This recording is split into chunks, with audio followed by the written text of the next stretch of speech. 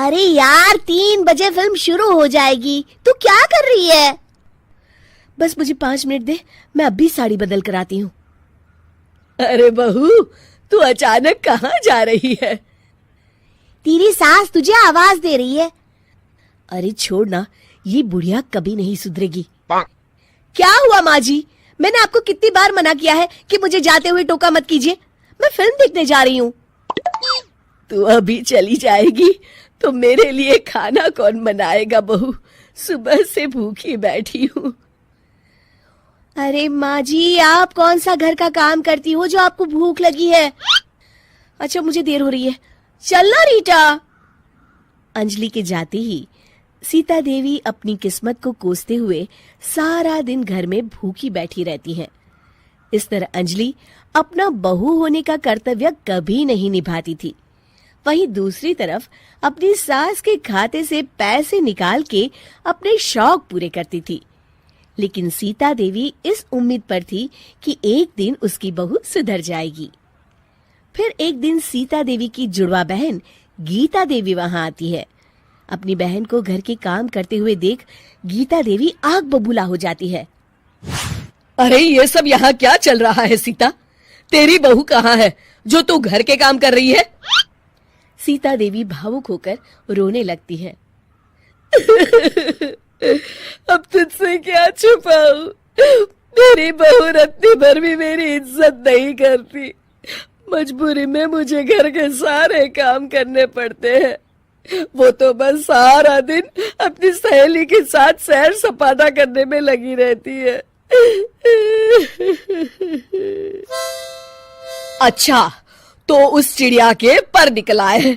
तू चिंता मत कर, मैं ऐसी कई बिगड़ैल बहुओं को ठीक कर चुकी हूँ।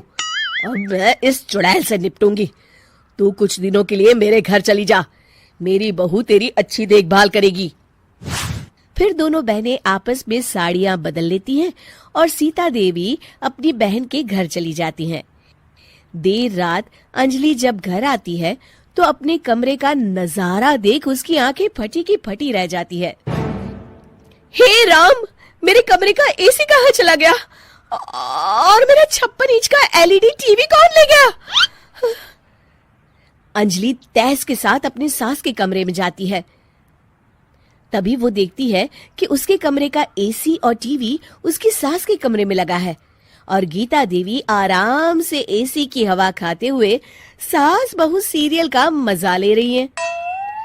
अच्छा, तो ये सब इस बुढ़िया की कारस्तानी है। अभी इसे बताती हूँ। ये सब क्या है माँ जी? आपकी हिम्मत कैसे हुई मेरे सामान को हाथ लगाने की? क्यों बहू, ये सारा सामान तूने तेरे पिताजी के पैसों से खरीदा है क्या? है?